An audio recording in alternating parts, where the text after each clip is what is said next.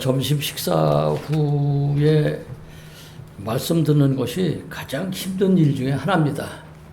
왜냐하면 눈이 자꾸 감기기 때문에 그래요. 자, 오늘은 내 손에 있는 것이 무엇이냐는 제목으로 함께 은혜를 나누기를 원합니다. 사람들의 손에 무엇이 들려있느냐에 따라서 그 사람의 직업을 가늠할 수가 있습니다. 어여쁜 아가씨의 손에는 악어 핸드백이 들려있을 것입니다. 그리고 주부들의 손에는 시장 바구니가 들려있겠고, 그리고 학생들의 손에는 책가방이, 노동자의 손에는 도시락이, 그리고 사업가의 손에는 돈가방이 들려있을 것입니다. 목사님들의 손에는 성경 찬송이 물론 들려있겠죠? 여러분들의 손에는 지금 무엇이 들려있습니까? 내 손에 있는 것이 무엇이냐? 호렙산 떨기나무 앞에 서 있는 모세에게 하신 하나님의 질문입니다. 출애굽기 2장을 보면은 이스라엘의 지도자가 되기 위해서 그는 맨 먼저 사용하는 것이 뭐냐면 무력이었어요. 주먹이었어요. 실패했습니다. 그러던 그 모세가 출애굽기 3장 4장에 와서는 하나님께서 사명을 주려고 하는데 그 사명을 이 핑계 저 핑계 대가면서 자꾸 빼려고 그래요. 예. 자신이 부족하고 비천하고 그리고 재주가 없어서 아무것도 할 수가 없습니다. 그런데 이 모세는 말이죠. 그의 모세의 삶을 세 단계로 나눕니다. 40세까지를 성장기, 그리고 80세까지를 성숙기, 120세까지를 사역기, 이렇게 신학적으로 세 단계로 나누는데, 모세는 그의 성장기와 성숙기를 통해서 인간적인 성숙과 인생에 대한 깊은 통찰력, 사고력, 판단력을 소유하고 있음에도 불구하고 아직 하나님의 말씀과 하나님의 능력보다도 자기의 인간적인 형편과 처지에 연연하는 나약한 신앙의 모습을 보여주고 있습니다. 우리 아까 10절을 보니까 나는 입이 뻣뻣하고 말이죠. 입이 둔하고 힙술이 둔하고 입이 뻣뻣해가 혀가 뻣뻣해가지고 말도 잘 못합니다. 아닙니다. 모세는요 헬리오폴리스라고 하는 그 군사학교를 졸업한 사람이 지금으로 말하면 웨스트 포인트 미국에 그 당시에 그 헬리오폴리스 군사학교는요 학생이 10,000명이었다고 합니다. 거기서 말과 군사적인 어떤 그 작전 그리고 모든 것을 통달해가지고 애국의 유명한 장군이었어요. 그래서 이 모세는 애굽을 위한 그 싸움에서 아주 혁혁한 공을 세운 그런 장군이었어요. 근데 그럼에도 불구하고 하나님이 주시는 사명 앞에서 두려움과 걱정, 근심, 염려, 희리 속에서 이 핑계, 저 핑계 대면서 모세에게 하나님은 되고 있는 이 모세에게 하나님은 이렇게 말씀하십니다. 옥게 에께 보세 땡나 써모 내 손에 있는 것이 무엇이냐? 제가 다시 한번 브라질어로 옥게 에께 보세 땡나 써모 내 손에 있는 것이 무엇이냐? 모세에게 하신 이 질문을 하나님께서는 오늘 우리에게 하시는 줄을 믿으시기 바랍니다. 왜냐하면 우리는 모두 주님의 몸된 교회의 총직이요, 사명자요, 주님의 일꾼들이기 때문입니다. 총직인 우리들, 또 하나님의 일꾼들인 우리들의 손에 가장 각세의 것을 들고서 하나님을 섬기고 몸된 교회를 섬긴다고 하는 것이기. 그렇기 때문에 하나님은 오늘 우리에게 내 손에 있는 것이 무엇이냐고 물으십니다. 청지기들이요, 교회의 일꾼들이요, 내 손에 있는 것이 무엇이냐? 내 손에 있는 것은 지금 재물이냐? 아니면 세상적인 향락이냐? 명예냐? 권력이냐? 이기심이냐? 게으름이냐? 남을 업신 여기는 마음이냐? 교만이냐? 고집스러운 마음이냐? 지나친 열심이냐? 거짓말하는 습관이냐? 내 손에 있는 것이 무엇이냐? 주님이 우리에게 묻고 계시는 것입니다. 그때 이 모세는 이렇게 대답합니다. 지팡이니이다. 창세기 4장 9절을 보면요. 동생 아벨을 죽인 가인에게 하나님께서 질문을 하세요. 내 아우가 어디 있느냐? 그랬더니 뭐라고 대답을 해요. 근데 이게 그때의 대답과 지금 모세가 하는 대답은 상당히 대조적이에요. 내 손에 있는 것이 무엇이냐 하니 모세는 지팡이니이다. 이렇게 대답을 합니다. 아마 때 같으면 이렇게 대답했을 거예요. 아니, 하나님, 보시면 모르십니까? 이제 여기부터 나오는 거예요. 그런데 모세는 지팡이니이다. 아주 겸손한 대답, 신앙적인 대답, 긍정적인 대답을 합니다. 그런데 가인은 내 아우가 어디 있느냐? 라고 질문하는 그 질문에 아니, 나는 알지 못합니다. 그리고 하는 그 다음 대답이 참 가관이에요. 내가 아우를 지키는 자니까? 지가 가인을 죽여놓고 어디다 쓱쓱쓱쓱 했잖아요. 이 대답은 반항적이고 미성숙하고 불손하고 교만한 대답이었습니다. 자, 이런 그 비교되는 그 대답 속에서 이 모세는 지팡이니다 이렇게 대답을 합니다. 이 지팡이는 바로 목자와 양을 치는 목자에게는 아주 중요한 그 도구 중에 하나입니다. 목자로서 양과 자신을 보호하는데 사용하는 것이 바로 양치는 목자가 필요한 그런 그 지팡이입니다. 모세는 80년 동안 간의 삶의 결정체가 바로 이 지팡이가 아닌가 생각이 됩니다.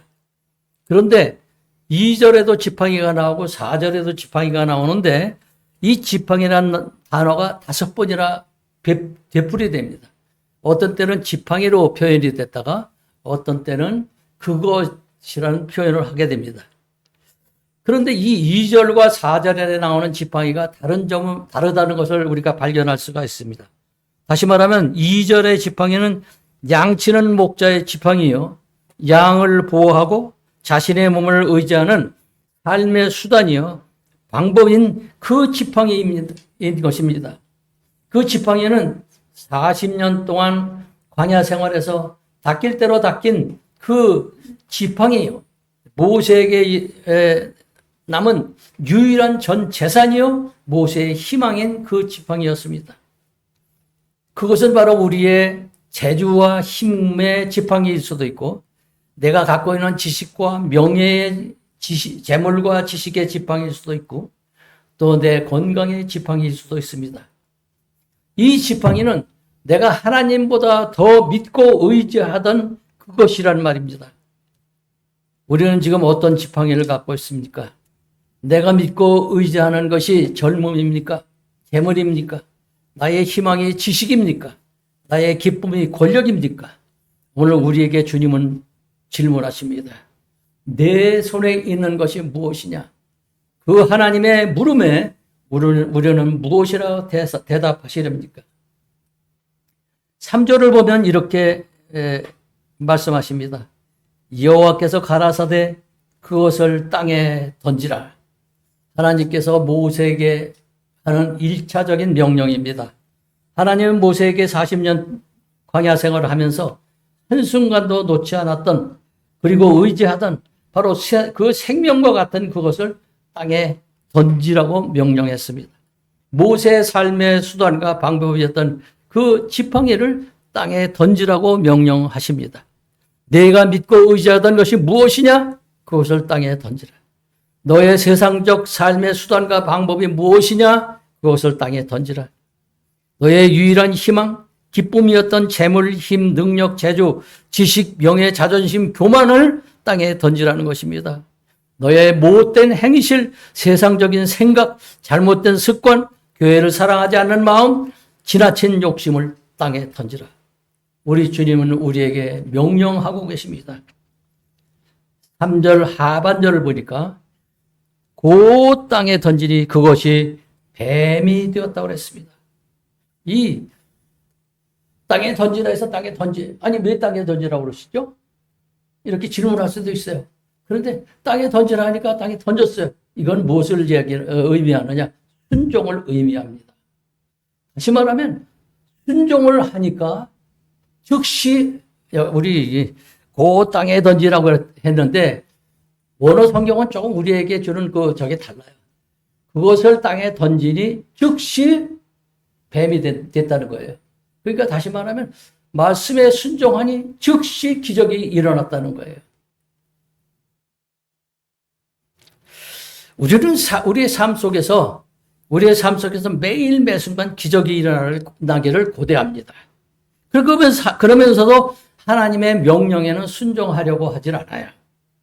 내 마음대로, 내 생각대로, 내 고집대로, 내 상식대로 살려고 합니다. 사랑하는 교우 여러분, 우리 가정에, 우리 사업체에, 우리의 생활 속에서 우리의 교회에 기적이 일어나기를 원하십니까? 말씀에 순종하시기를 바랍니다.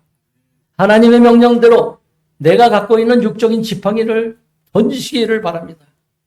던지는 즉시 조금 있다가 말이죠. 예. 이렇게 뭐 영화를 보면 뭐가 이렇게 이러다가 뭐가 생기잖아요. 던지는 즉시 하나님이 주시는 기적을 체험하실 것입니다. 우리는 우리의 육적인 지팡이를 땅에 던지는 즉시 우리의 삶의 태도가 변화받게 되고 삶의 방향과 목적이 변화되어서 세상적이었던 삶이 주님적인 삶으로 세상에 의한 삶이 주님에 의한 삶으로 세상을 위한 삶이 주님을 위한 삶으로 변화받게 된다는 것입니다. 이 순간 우리는 우리의 육적인 지팡이를 땅에 던지시기 바랍니다. 하나님께서 즉시 역사하실 것입니다. 4절을 보니까 내 손을 내밀어 그 꼬리를 잡으라. 손을 내밀어 그 꼬리를 잡으라. 2차 명령입니다. 다시 말하면 모세에게 내린 두 번째 명령입니다. 다시 말하면 하나님께서는 우리 하나님의 종들, 하나님의 일꾼들에게 2차적인 순종을 요구하고 계십니다. 그런데 이 1차적인 명령과 달리 두 번째 명령에는 조금 문제가 있습니다. 첫 번째 명령은 그냥 던지면 되는 거예요. 그런데 두 번째 명령은 꼬리를 잡으라고 그랬어요. 근데 우리들의 상식은 꼬리를 잡으면 안 돼. 뱀은요, 대가리를 잡아야 돼. 뱀은 머리라고 하지 않습니다. 대가리라고 그러지. 대가리를 잡아야 돼요. 꼬리를 잡으면 왜 안 되느냐. 이게 꼬리가 쓱쓱쓱쓱쓱 해가지고 말이죠. 예? 딱 물어요, 우리를. 그러면 어떻게? 그 독이 퍼지는 거예요. 그럼 나는 죽는 거예요. 저는 6.25 사변 때 이제 충청남도 아산 집사님이 충청남도 예산군 고전면 대철리에서 이제 교회 생활을 했어요. 근데 그때 그 교회 담임 목사님께서 하계동 성경학교 때 오셔가지고 여러분 뱀은 사탄입니다. 맞죠? 뱀은 사탄이기 때문에 뱀 한 마리를 잡으면 죄가 하나씩 없어집니다. 그래. 그래? 너무 신났어요. 아니, 무 뽑아 먹던 거, 오이 따 먹던 거, 그 다음에 그거 뭐야, 요새 많이 나오는 거. 참외서리 해 먹던 거, 또 몰래 가서 닭서리 해 먹던 거. 이게 다 죄거든. 그러면 이번에 말이야, 뱀을 여러 마리 잡아가지고 죄를 몇 개 사함을 받아야 되겠다. 그래서 제가 꼬마 대장에 7살 때. 그래가지고 그거를 애들을 몇 명 데리고서 이번에 장대 막대기 하나 들고 주머니에는 차돌매기를 잔뜩 놓고서 뱀 잡으러. 근데 뱀을 잡아가지고요. 이건 오늘 저녁 오후 예배에 참석 안 하신 분들을 위해서 제가 특별 보너스를 한번 드리겠습니다. 뱀은요, 사단이기 때문에 5번 죽여야 돼요. 5번. 자, 어떻게 5번을 죽이는지 한번 보세요. 첫 번째로, 뱀을 딱 만나잖아요. 그러면 돌을 던지든지 막대기로 때리든지 해서 일차로 죽입니다. 근데 뱀은 반드시 머리를 쳐야 돼요. 꼬리를 치면 안 죽어요. 그냥 머리를 때려서 죽여요. 일단 죽였죠? 그거를 이렇게 막 때려서 들어가지고 어디다 갖다 놓느냐? 장로님, 신장로님 아니죠? 조장. 아, 조장로님 괜찮아요. 신장로에다 갖다가 쓱 까는 거예요. 신장로에다 쫙 깔아. 그 옛날에는 그 전부 다 흙으로 돼 있었기 때문에 길거리 신장로가 흙으로 돼 있었어요. 그래서 거기 자동차 지나간 데가 다 파여 있어요. 거기다 쭉 깔아놔요. 그러고서 딱 숨어가지고 자동차 지나갈 때를 기다려요. 버스가 털털털털 지나가든지 아니면 트럭이 한 개가 그냥 고물 같은 트럭이 지나가든 지나가요. 그러면 몰래 숨어서 이렇게 보고 있으면요. 쭉 지나가면 퍽! 소리가 나요. 뱀이 터지는 소리예요. 몇 번 죽었어요? 2번 죽었어요. 이 전부 다들 이 얘기하면 재미있어가지고 2번이야. 그러고서 이것만 기억하고 이 오늘 말씀을 잊어버리면 안 돼요. 아시겠죠? 그러고서 2번 죽여놓고 그 다음에 이걸 또 들어요. 그래서 나무가지에다 올려놔요. 일주일 동안 말립니다. 바싹 그냥 말리는 게 아니라 바싹 말린 다음에 몇 번 죽었어요? 3번. 그러고서 돌 위에 올려놓고 빠요. 그럼 몇 번째? 4번째 죽어요. 저기 권사님이 제일 신났어 지금. 4번이요. 그러고 나서 이거를 우리 그 동네 이렇게 덕산 쪽으로 가는 데를 보면요. 뭐가 있냐면 시내가가 거기다 쑥 뿌려요. 5번째 죽이는 거예요. 왜? 사단이기 때문에.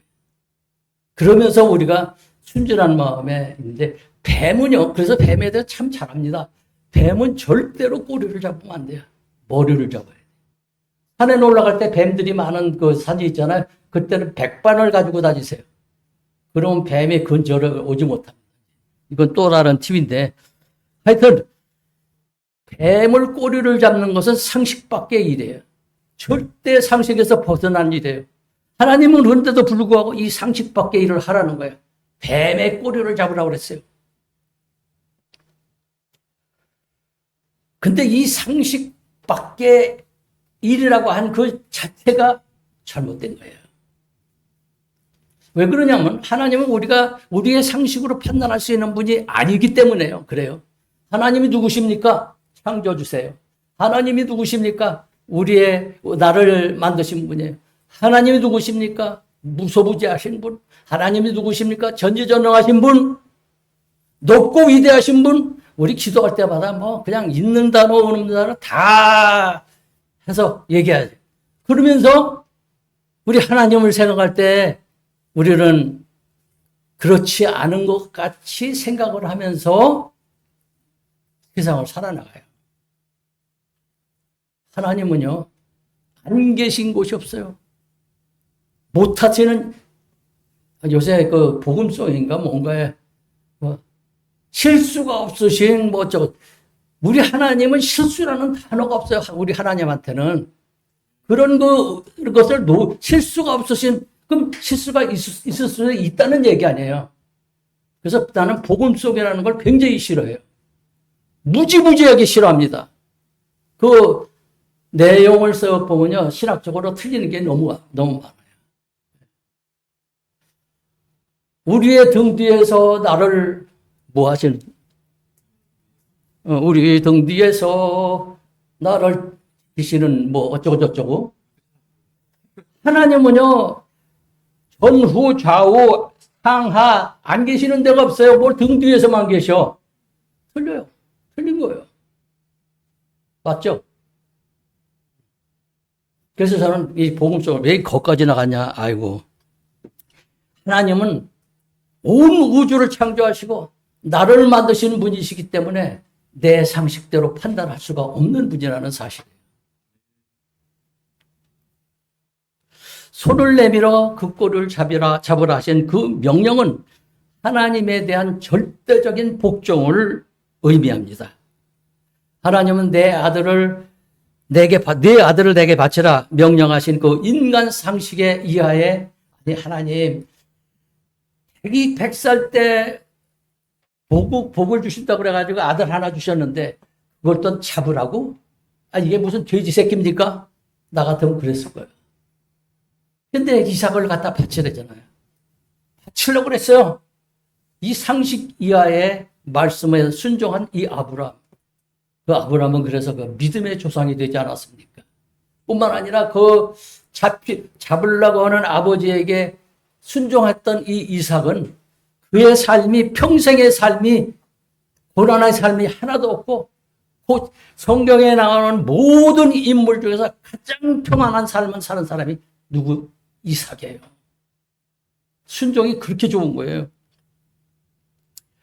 자, 그 다음에 이 꼬리를 잡아라 하신 이 말씀의 뜻은 뭐냐면 생명을 담보로 하는 순종을 의미합니다. 하나님의 일꾼들은 죽음을 무릅쓰고, 아까 우리 조 목사님 말이죠. 페이스북에다 죽음을 무릅쓰고 아마 그렇게 뭐 시뻘건 글씨를 그렇게 막 그냥, 이렇게 쓰는 것 같아. 손을 내밀어 그 꼬리를 잡으라 하시는 말씀은 생명을 담보로 한 순종을 의미합니다. 말씀의 순종에서 배 오른편에 그물을 던졌더니 153마리의 고기가 낚여졌어요. 이와 같이 죽으면 죽으리라고 순종하여 뱀의 꼬리를 잡은 이 모세에게 하나님은 긍휼을 베풀어 주십니다. 뱀의 꼬리를 잡으니 그 손에서 지팡이가 된지라. 하나님은 생명을 내걸고 하나님의 말씀에 순종한 모세에게 긍휼을 베풀어 주셔서 죽지도 않았을 뿐만 아니라 그 뱀이 다시 변해서, 여러분, 이게 변했다고 그러니까 꼬물꼬물꼬물꼬물꼬물, 여기 좀 봐. 여기 봐봐요. 나 봐요. 뱀이 꼬물꼬물 이렇게 해가지고 변한 게 아니라 즉시 순종하고 뱀의 꼬리를 잡은 즉시 변화돼요. 기적이 일어나는 거예요. 또 다른 기적이에요. 모세는 하나님의 긍휼을 힘주고 죽지도 않았을 뿐만 아니라 그 뱀이 변해서 다시 지팡이가 되었다고 그랬어요. 그 지팡이는 2절에 나오는 지팡이, 다시 말하면 모세의 삶의 수단이요, 방법이었던 그 육적인 지팡이가 아니라 변화된 지팡이, 하나님의 능력의 지팡이, 영적인 지팡이인 것입니다. 우리의 생각에는 어처구니없는 주님의 명령일지라도 죽기를 각오하고 순종할 때 하늘의 기적은 이미 우리 손 안에 있음을 믿으시기 바랍니다. 모세는 말씀대로 생명을 담보로 뱀의 꼬리를 잡으니 그것이 다시 새롭게 변화되어서 능력의 지팡이가 된 것입니다. 모세는 그 능력의 지팡이로 홍해를 갈랐고, 모세는 그 능력의 지팡이로 반석을 쳐서 물이 나오게 했고, 200만 명 이상의 이스라엘 백성들을 애굽 땅에서 가나안으로 인도해 왔습니다. 2절에 나오는 그 지팡이는 순종하기 이전의 지팡이입니다. 그것은 바로 육적인 지팡이요, 세상적인 지팡이인데 반해서 4절에 나오는 지팡이는 순종 후의 지팡이, 변화된 지팡이, 성령의 지팡이, 능력의 지팡이, 영적인 지팡이인 것입니다. 말씀에 순종하기 전에 내가 갖고 있던 모든 달란트, 내가 들고 있던 모든 것들, 그것은 나의 영광과 나의 삶과 나의 명예와 나의 권세를 위한 달란트요, 이기적인 재능이고 지식이요 지혜였지만은 말씀을 순종한 이후 그 후에 내가 갖고 있던 모든 달란트, 재능, 지식, 재물, 이는 하나님의 영광을 위한 달란트요, 하나님 나라 확장을 위한 지식이요, 재능이요, 재물이요, 능력이 되는 것입니다. 저는 이제 말씀을 맺습니다. 능력의 지팡이를 든 모세에게 하나님은 사명을 주십니다. 1차적인 순종과 2차적인 순종을 통과한 모세에게 하나님은 사명을 주십니다. 12절을 다 같이 한번 보시겠습니다. 이제 가라. 내가 네 입과 함께 있어 할 말을 가르치리라. 자, 근데 우리 한국 성경은 이렇게 평범해요. 그런데 원어 성경은 다릅니다. 굉장히 우리에게, 엑사이팅한 그런 명령을 하십니다.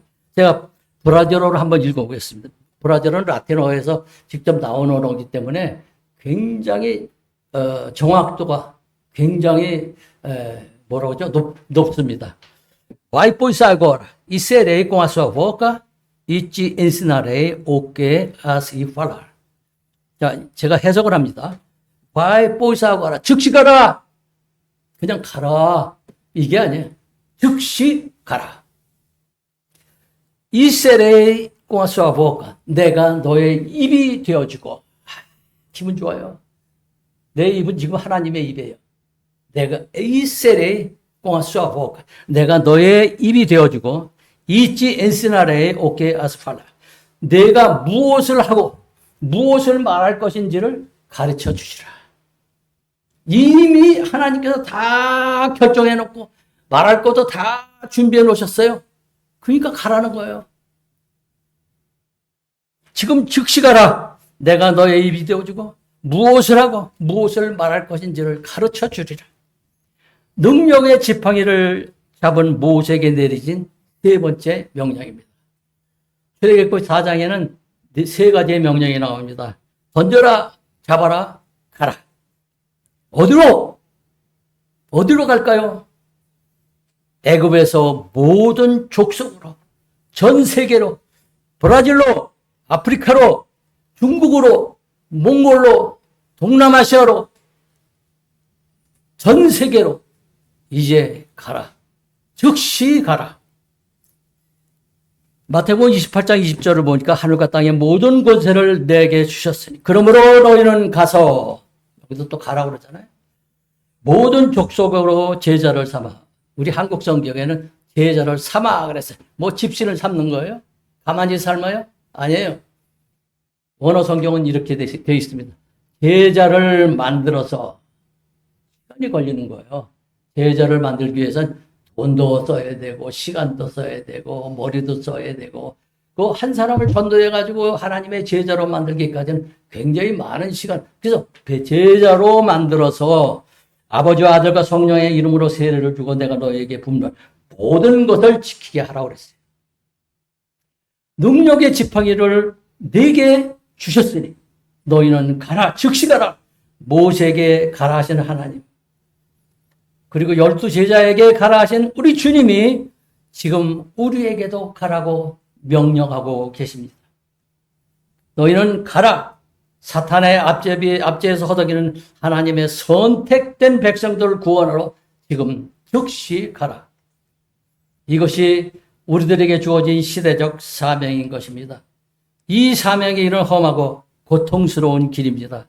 이 길을 통과하려면 주님의 명령을 좇아 우리의 손에 들고 있는 세상적인 지팡이를 던져야 합니다. 그리고 뱀의 꼬리를 잡아라 하신 상식 이하의 명령에도 생명을 담보한 순종이 있어야 합니다.